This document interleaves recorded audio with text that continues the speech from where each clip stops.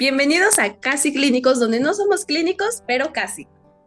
Hola, vamos a iniciar en esta primera emisión de nuestro podcast. Estoy con mi compañera Brenda y su servidora Mariana. Vamos a hablar sobre diversos temas de laboratorio clínico en el CECITEM que hemos visto, que hemos realizado, y para eso tenemos a algunos invitados que más adelante se los vamos a presentar. Hola Brenda, ¿cómo estás?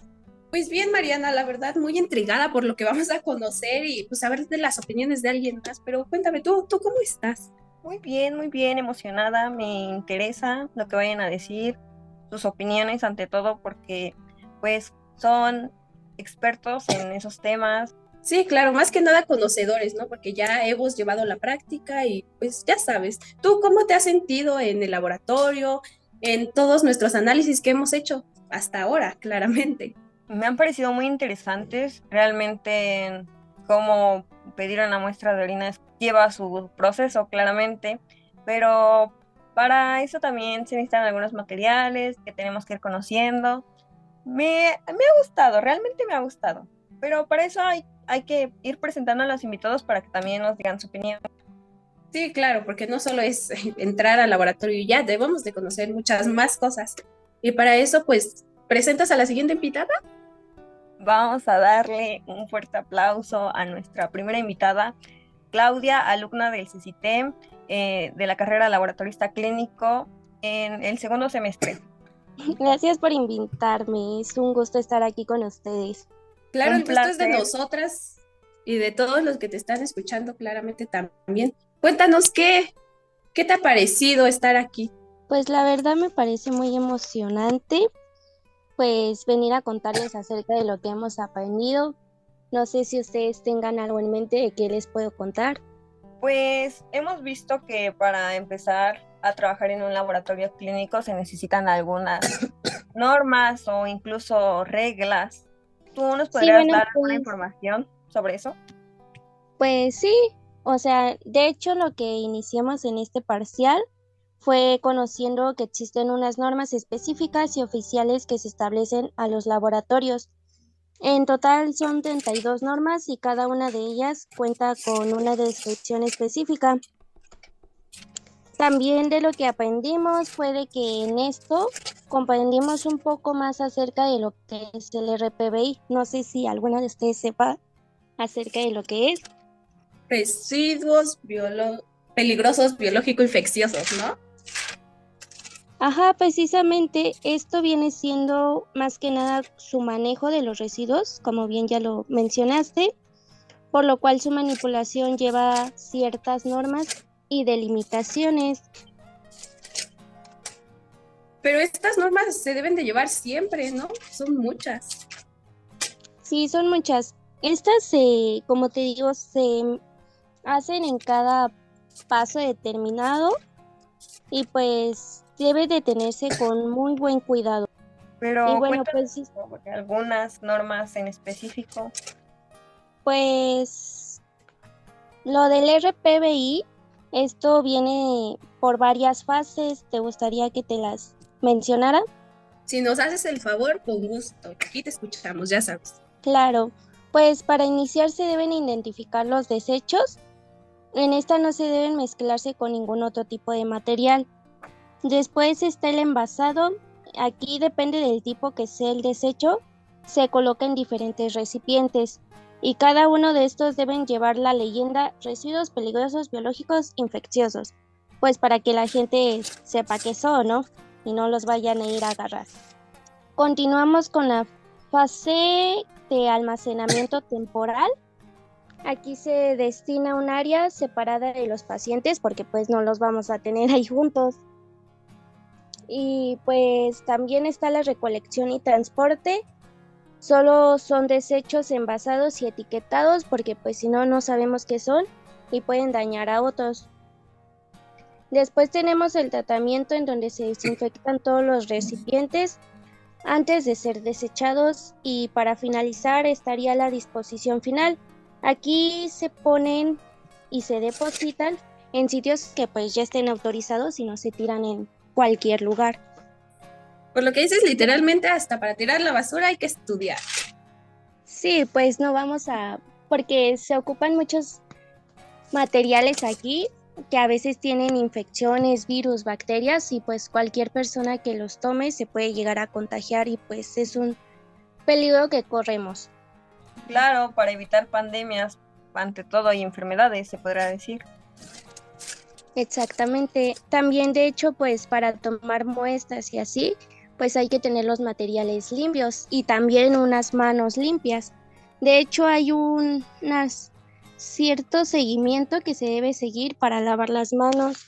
¿Les gustaría que se lo comente? Claro que sí, cuéntanos un poco sobre eso, o sea, también existe cómo lavarnos las manos, o sea, pasos o cosas así. Pues sí, para tomar nuestras muestras pues es necesario que nuestras manos estén limpias porque puede llegar a influir en los resultados que lleguemos a tener. Lo primero que hacemos nosotros es mojarnos con agua y después aplicamos suficiente jabón para cubrir toda la superficie de la mano. En suficiente me refiero a que no sea ni mucho ni poco. Seguimos frotando las palmas de las manos entre sí y después frotamos la palma de la mano derecha contra el dorso de la mano izquierda, con los dedos entrelazados y viceversa. Después frotamos las palmas de las manos entre sí con los dedos entrelazados y el dorso de los dedos de una mano contra la palma de la mano opuesta manteniendo unidos los dedos. Después rodeamos el pulgar izquierdo con la palma de la mano derecha, frotando con movimientos de rotación y viceversa. Seguimos frotando la punta de los dedos de la mano derecha contra la mano izquierda, haciendo movimientos de rotación y viceversa. Y enjuagamos las manos. Las debemos secar con una toalla de papel desechable y con la misma toalla agarramos la llave del agua y la cerramos. Después de eso tiramos la toalla. ¿Se colocarían los guantes ya en ese punto para tomar la muestra o algo así, o para ya verla? Pues sí, dependiendo de la muestra que vayamos a tomar, se ve si necesitamos guantes o qué guantes necesitamos. Muchas gracias por esta gran participación. Nos has dejado en claro que tenemos que dividir la basura en secciones, para no dar nuevos virus o no crear un virus o alguna pandemia o alguna enfermedad, porque es sumamente para las personas. Y sobre lo de lavado de manos es muy interesante porque, o sea, literalmente tienes que lavarte bien las manos para que literalmente todo el procedimiento funcione.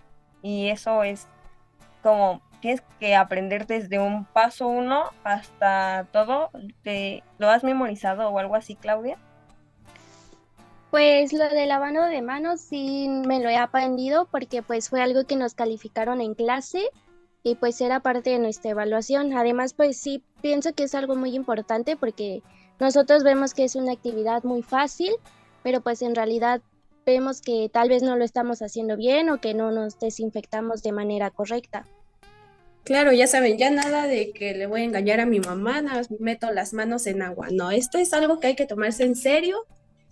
Sí, pues precisamente es algo que lleva su tiempo, porque igual nos debemos de lavar por cierto tiempo, que son de 40 a 60 segundos.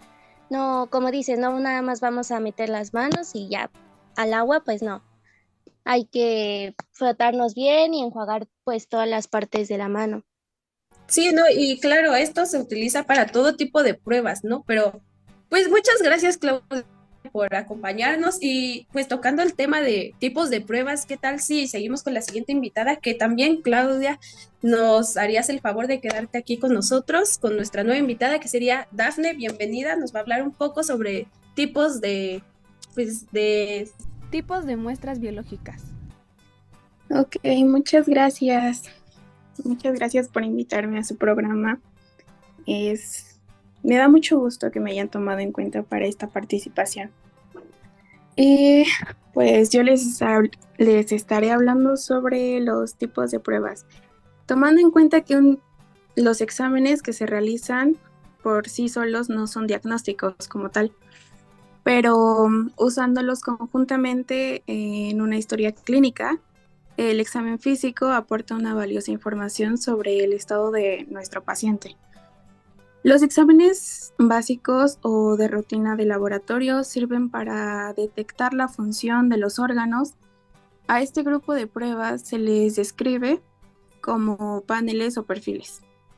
Normalmente se les conoce como ese nombre. Y se hacen principalmente para detectar o seleccionar el órgano que se quiere estudiar. Existe el tipo renal, el tipo hepático, lípido, tiroideo, existen varios.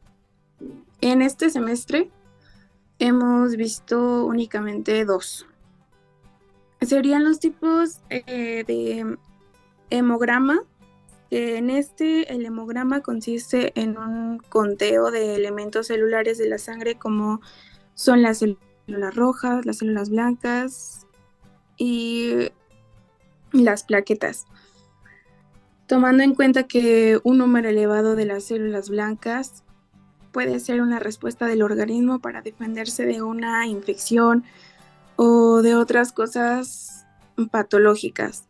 El aumento de células anormales o inmaduras de las células blancas puede ser el caso de una leucemia o cáncer en la sangre.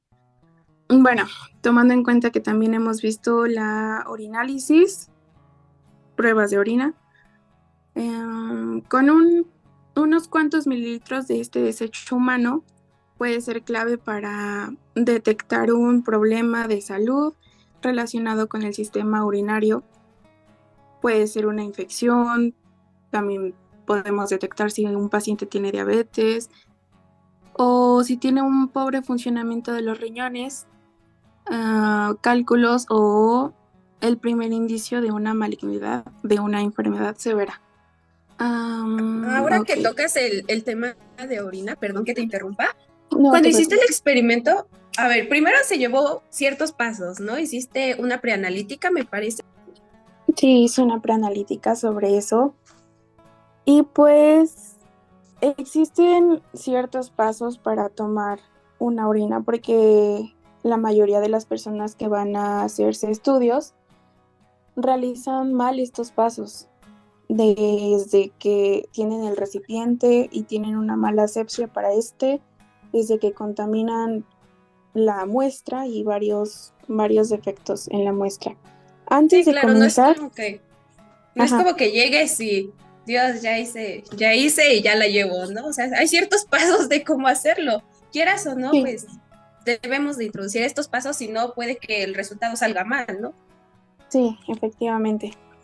Bueno, comenzaré con que para tomar una muestra de orina se debe empezar lavándose las manos. Como ya lo comentaba Claudia, existen ciertos pasos para una correcta asepsia del lavado de manos. Posterior a esto, se tiene que lavar correctamente los genitales, ya sea para mujer o para hombre. Correctamente lavarse bien, mediante movimientos también, porque para eso también hay un proceso, ¿ok? Y después enjuagarse con abundante agua. Para evitar el contacto o contaminación, el recipiente primero se debe de colocar en un lugar limpio también. La tapa nunca debe de tocar de la parte donde se enrosca, no tiene que tocar absolutamente nada. Ya sabes, se desecha unos cuantos mililitros. Posterior pones tu muestra, tu vaso donde vas a poner tu muestra, y pones la cantidad que te indiquen, que normalmente siempre te dicen cuánto, pero pues algunas personas pues obvio no es como si dijeran, me pasé, ya le voy a tirar. No, lo que haya salido. Ok. Y normalmente te dicen, tienes que ponerle nombre a tu muestra. Esto es erróneo porque nosotros como laboratoristas tenemos un cierto orden para cada muestra. Principalmente nuestra función es tener un orden.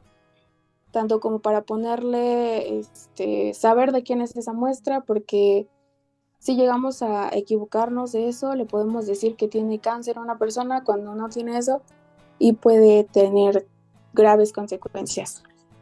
Sí, claro, por lo que yo sé y tengo entendido, pues cada quien tiene su, pues lo que va a hacer, ¿no? Porque no es como que tú vayas y el laboratorista te va a hacer una receta, ¿verdad? Pero no les voy a decir quién soy. Pero bueno, también por lo que sé, has hecho este experimento con la orina, ¿no? ¿No te dio asco? ¿Qué sentiste esa primera vez? Claramente, pues creo que usaste guantes, ¿no? Sí, sí es. Pues sinceramente fue una experiencia nada agradable porque fue mi primera muestra, mi primer experimento, mi primera práctica. Y la primera vez, pues es complicado.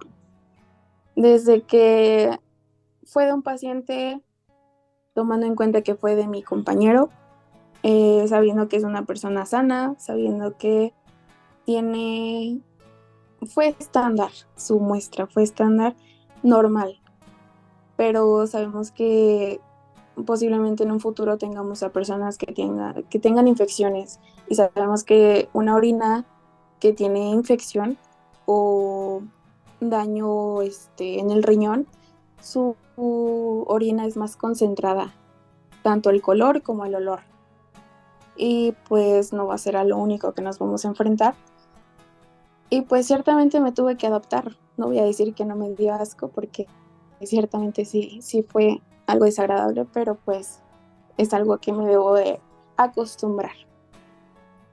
Sí, claro, es algo pues ya que después será normal en tu día a día, ¿no?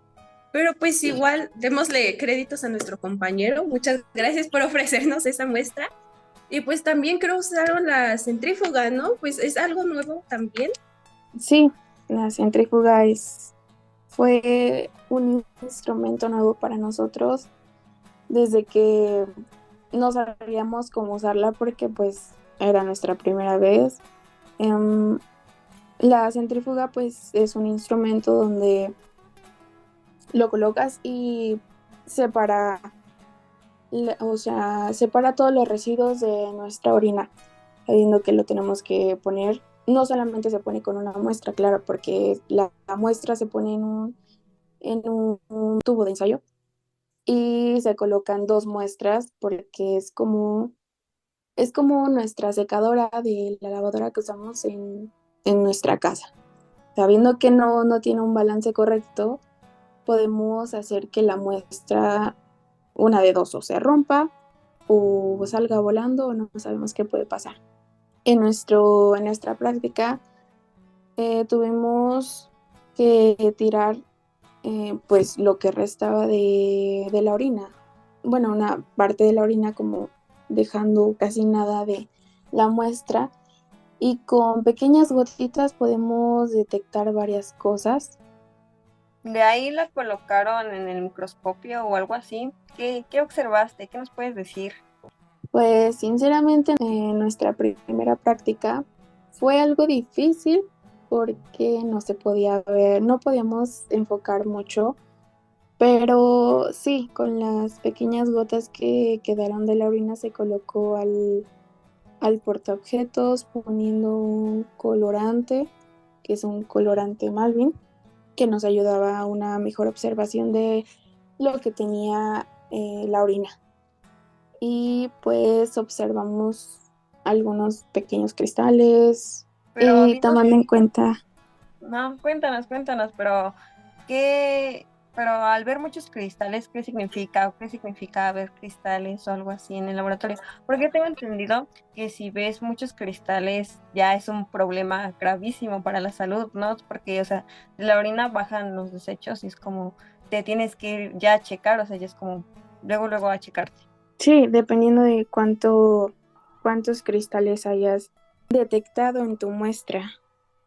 Para nuestra muestra no se encontraron, prácticamente eran escasos y no siempre llevan a consecuencias graves, pero sí tenemos que consultar a nuestro médico porque pues no es normal.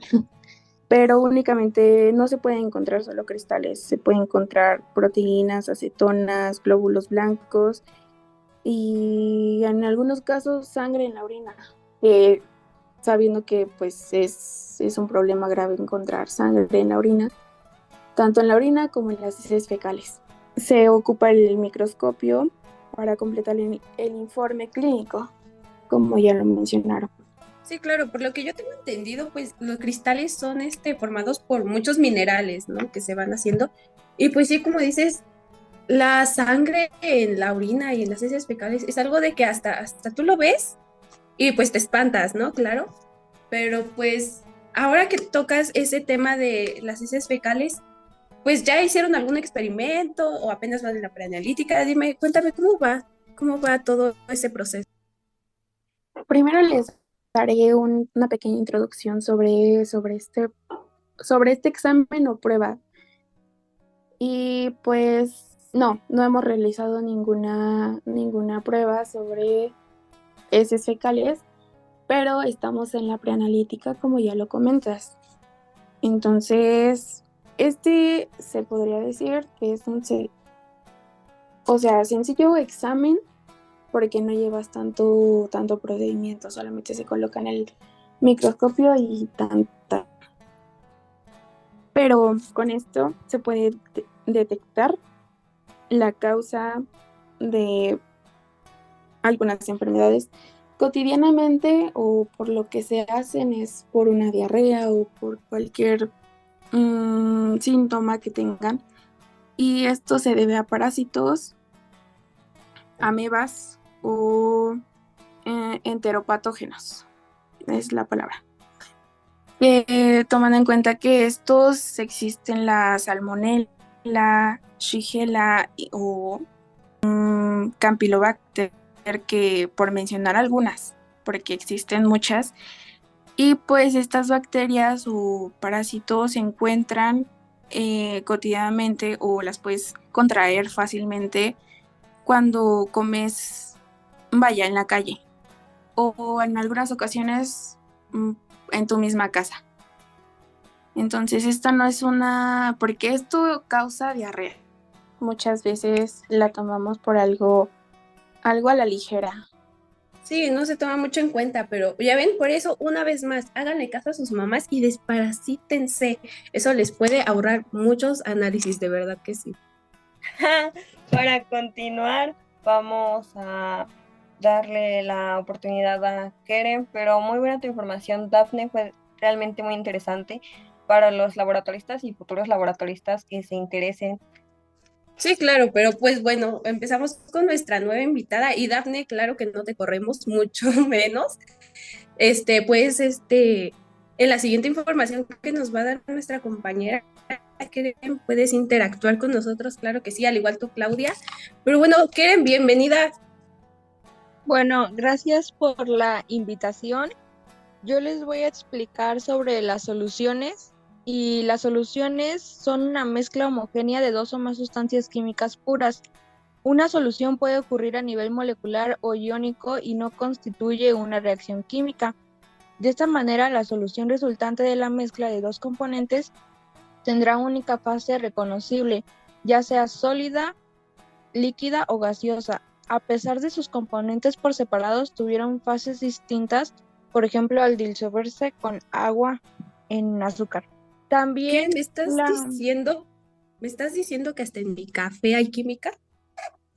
sí, y tienen distintas maneras de clasificarse, ya sean las saturadas o las insaturadas. Las saturadas poseen la máxima cantidad de soluto que se puede disolver y las insaturadas poseen una menor cantidad de soluto que la necesaria. Los tipos de soluciones son las diluidas bajo porcentaje de soluto, las concentradas que son en gran porcentaje de soluto, las cristalinas contienen electrolitos y las coloides contienen partículas en suspensión. También existen distintos métodos de separación para estas soluciones. Unos de ellos son la decantación, la filtración, centrifugación, destilación, cristalización, evaporación, sublimación y cromatografía, al igual que la imantación. En laboratorio hicimos prácticas de 4 soluciones distintas. una solución de sacarosa al 8% con 25 mililitros, solución de carbonato de sodio al 12.5% con 10 mililitros, solución de peróxido de hidrógeno al 17.8% con 100 mililitros y solución de etanol al 15% con 200 mililitros.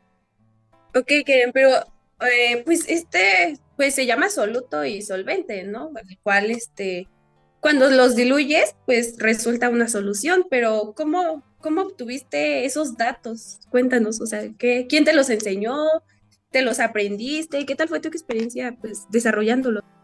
Bueno, pues en el laboratorio lo que hicimos fue que nos dieron el soluto de la primer solución, que es sacarosa y agua, pues eran 2 gramos de sacarosa y 23 mililitros de agua. Eso hacía una solución de 25 mililitros. De la segunda solución, el carbonato de sodio era de 1.25 gramos y el solvente de 8.75 mililitros de agua. Del peróxido de hidrógeno eran 17.8 mililitros porque ya es una sustancia líquida y todas esas mezclas son homogéneas.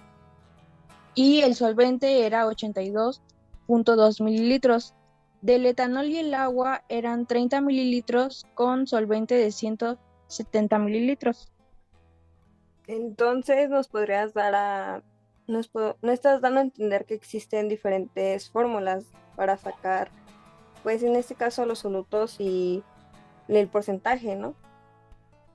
Sí, para las sólidas con líquidas se hace una ecuación de porciento masa sobre volumen y para las que son líquidas se hace un porciento de volumen sobre volumen. O sea, literalmente nos estás diciendo que no es al tanteo, ¿no? No es como que llegues y, ay, voy a hacer mi cafecito, sino que, pues sí, como dices, existen diferentes operaciones, ¿no?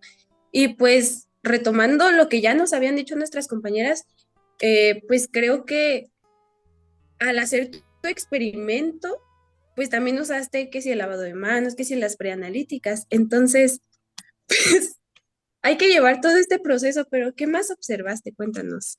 Todas las mezclas que se realizaron fueron homogéneas y, como ya le había mencionado, la de sacarosa y agua fue sólido con líquido, la de carbonato de sodio y agua fue sólido con líquido y la de peróxido de hidrógeno y agua y etanol con agua fueron líquido-líquido. Y si se te hace fácil sacar los cálculos o no, cuéntanos si te va bien en las matemáticas. Pues los cálculos, como la forma ya está hecha, ya nada más es como que sustituir datos. Entonces, pues realmente sí se me facilita un poco, solamente cuando primero había unos donde teníamos que hacer otra operación para sacar el soluto. Entonces ya es otra fórmula que se tiene que utilizar. Entonces ya una vez sacando el soluto ya puedes usar la fórmula general y con eso ya puedes sacar el porcentaje. Pues por lo que dices, creo que fue un poquito más fácil, ¿no? Ya que solo era sustituir y todo eso. Creo que todos dieron gracias que no les tocara resolver normalidad porque todos se quedaron con cara de ¿qué?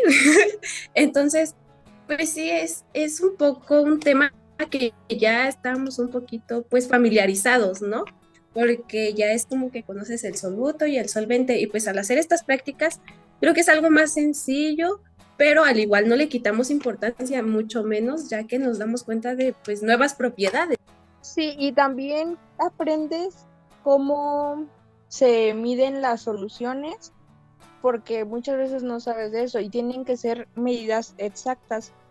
Entonces, pues también de cierta forma eso es lo que aprendes. Por eso también sería muy importante los materiales de laboratorio, ¿no? Para calcular. ¿Qué materiales utilizaron para medir las sustancias o algo así? Bueno, los materiales que utilizamos fue una balanza analítica, vidrio de reloj, espátula, varilla de vidrio, una pipeta Pasteur. Usamos 3 vasos precipitados, uno de 200 mililitros, 2 de 80 y uno de 50, me parece, o de 150. O sea, contaban todos los materiales ya en pues donde los tienen resguardados o se tuvieron que adaptar. ¿Cómo fue su experiencia ahí? Algunos materiales no lo tienen en el laboratorio, entonces obviamente nos tenemos que adaptar a lo que hay y pues solamente es eso, adaptarse y pues ahora sí que por las cantidades más o menos te vas guiando y aunque no sea el que precisamente necesitas, porque hay unos que eran de 25 para las sustancias que eran de 25, pero pues en el laboratorio no se cuenta con ese. Entonces tienes que buscar la manera de, en un vaso de precipitado, poner esa medida de 25 mililitros. Wow, entonces sí es necesario, bueno, son fundamental los materiales, pero vamos a empezar con la balanza analítica. ¿Qué tal su uso? O sea, ¿se hizo difícil, complicado? Es luego medir, es de solo llegar y poner el soluto? Bueno, la balanza primero se tiene que configurar para que esté en cero y se tiene que limpiar por si quedó algún residuo de los que pasaron anteriormente para que entonces la cantidad que se mida sea exacta. Y se tiene que hacer como con un papel, un frasquito donde poner la sustancia para poder medirla y se tiene que ir agregando de poco a poco. Entonces, así vas a saber la medida. Muchas veces le tienes que quitar y poner y hay veces que es como que desesperante el poner y quitar, pero pues al final sí se logra, entonces pues es eso. Pues cualquier gramo te puede destruir toda tu medida, ¿no? Pero pues igual creo que en esta práctica usaron pipetas, ¿no? ¿Cómo fue el pipeteo aquí? ¿Ya tienes práctica? ¿Se te dificulta? Bueno, del pipeteo, yo hice la del etanol, entonces, al principio como la bombilla no encajaba con la pipeta, pues sí se me dificultó un poco y hasta incluso se subía como que el etanol, pero después ya le fui agarrando la práctica de cómo quitarla y ponerla para taparla con el dedo y entonces no se baje la solución. Y pues ya de eso se pasa al vaso de precipitado y pues ya. Pues por lo que dices, creo que ha sido una práctica, no sé, sencilla en su parte, ¿no? Ya que dices que pues sí tuvieron ciertos contratiempos, pero pues muchas gracias por acompañarnos y pues esperamos que sigas aquí igual con nuestras compañeras y pues ahora vamos a presentar a un nuevo invitado, sin más ni menos, pues Eric, bienvenido. Hola, gracias por invitarme a su podcast. La verdad es que para mí es un honor estar aquí, que me hayan considerado para que les venga a hablar de cierto tema en específico, que en este caso sería el tema de concentraciones de las soluciones. Y yo les vengo a hablar es un poco más sobre el tema matemático, si lo podríamos llamar así. El tema que tiene que ver con fórmulas y básicamente todo eso, que tiene que ver más con números. Hay formas para calcular las concentraciones de las soluciones, ya sea por porcentaje, masa sobre masa, masa sobre volumen, volumen sobre volumen, molaridad, molalidad y normalidad, que estos últimos tres nos pueden parecer un poco más difíciles, pero pues vamos a irlos desarrollando poco a poco. Ok, vamos a iniciar pues por el inicio, con el porcentaje de masa sobre masa. El porcentaje de masa sobre masa lo vamos a obtener siguiendo la siguiente fórmula. Algo de lo que debemos estar bien mentalizados es de que debemos que aprender fórmulas. Entonces las fórmulas es algo muy importante para calcular la concentración en las soluciones. Bueno, volviendo a retomar el porcentaje de masa sobre masa. El porcentaje de masa sobre masa lo vamos a obtener siguiendo esta fórmula, que sería la masa del soluto sobre la masa de la disolución. Y este resultado lo vamos a multiplicar por 100. Y así de sencillo obtendríamos el porcentaje de masa sobre masa. Seguimos con el siguiente, que es el porcentaje de masa sobre volumen. El porcentaje de masa sobre volumen lo vamos a obtener igualmente siguiendo una fórmula. La fórmula es la siguiente. Sería gramos de soluto sobre mililitros de la solución. Y el resultado lo vamos a multiplicar por 100. Y eso sería el porcentaje masa sobre volumen. Ahora, para obtener el porcentaje de volumen sobre volumen, vamos a seguir la siguiente fórmula, que sería el volumen del soluto sobre el volumen de la disolución. El resultado que nos dé lo vamos a multiplicar por 100 y así obtendríamos el porcentaje de volumen sobre volumen. Como vemos, estas tres formas de obtener los porcentajes son similares, ya que sería el soluto sobre la disolución multiplicado por 100. Solo que hay que saber bien reemplazar algunos términos para que nos dé el resultado de una manera correcta.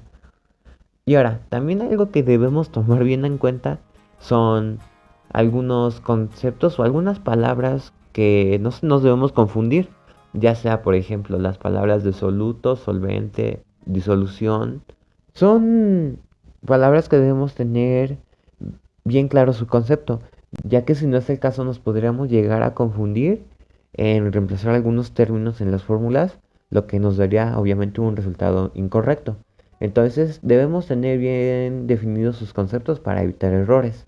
Pero pues, como dices, o sea, solo hay que saberle y pues también para estas operaciones, todos estos cálculos, hay que tener pero muy el solvente y la solución, porque puede que te digan, de soluto es tanto y mira, tú ya hiciste aquí un garabato.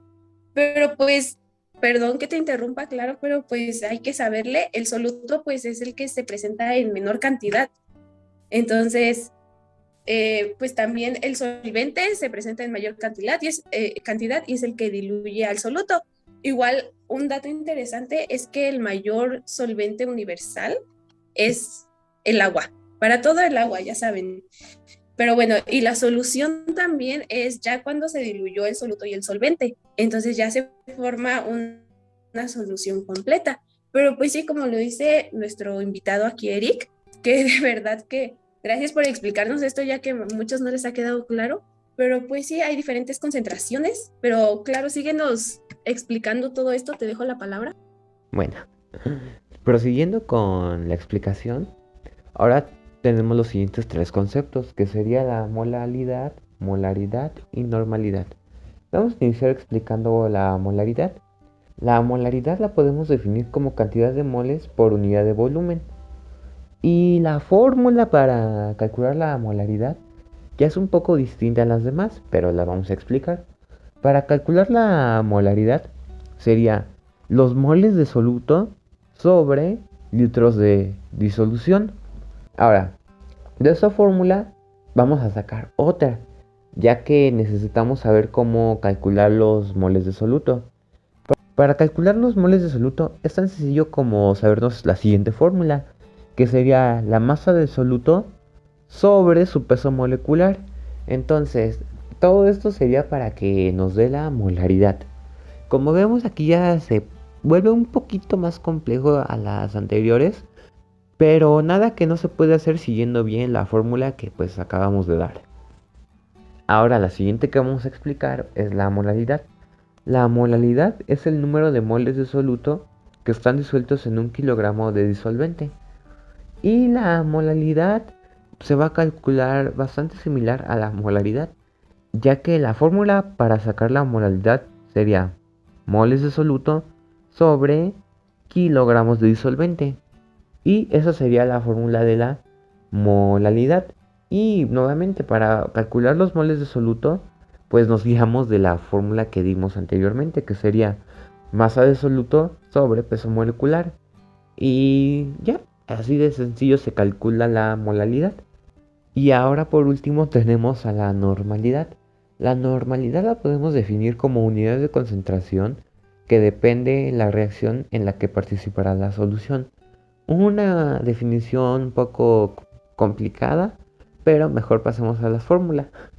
La fórmula ya cambia, es distinta a las demás. La fórmula sería gramos sobre volumen multiplicado por el peso equivalente. Aquí ya tenemos términos que no hemos escuchado, como sería el peso equivalente. Para calcular el peso equivalente nos guiamos de otra fórmula, que sería el peso molecular sobre el número total de cargas. Y así obtendríamos el peso equivalente. Entonces ya sabríamos qué poner en la fórmula para sacar la normalidad. Ahora también debe quedar claro algunos conceptos para poder sacar bien nuestro peso equivalente, ya que vemos que en la fórmula del peso equivalente es peso molecular sobre el número total de cargas. Y ahora, ¿cómo sacamos el número total de cargas? El número total de cargas va a ser distinto dependiendo si es un ácido, una base o una sal.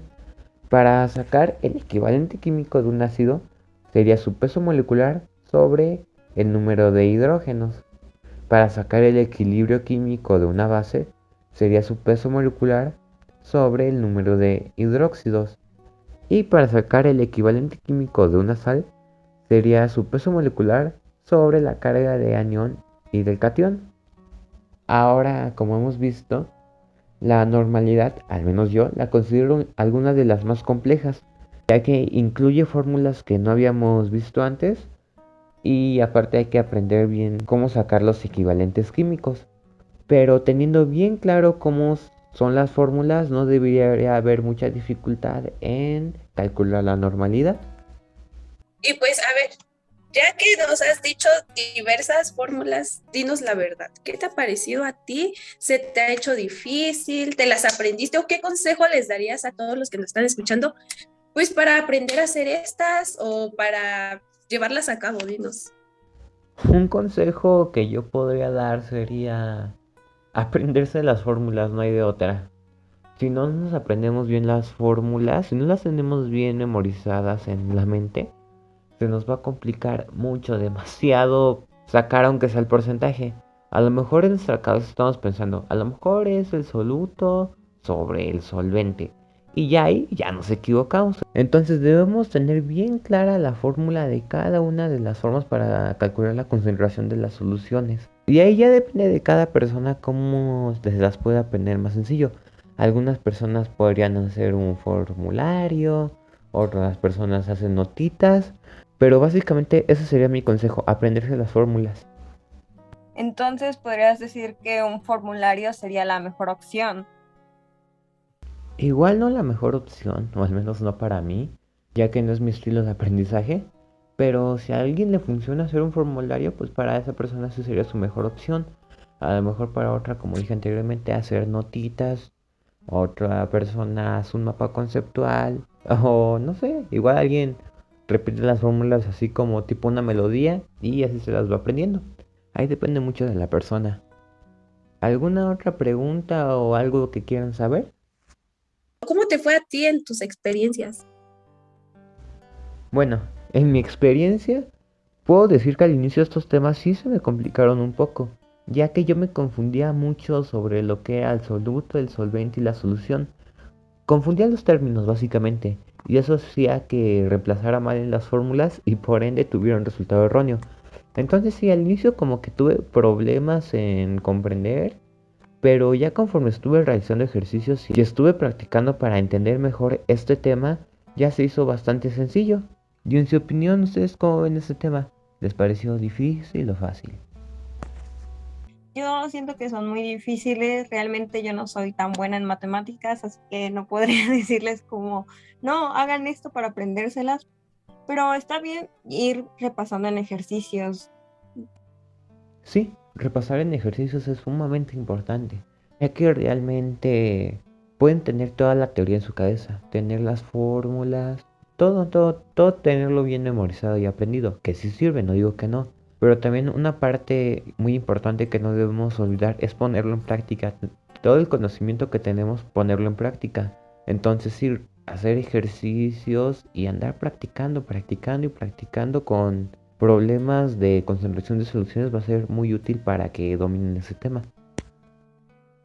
Sí, no, claro, pero bueno, ya sin más, pues creo que fue una gran información de parte de todos nuestros invitados. De verdad que muchas gracias por acompañarnos el día de hoy.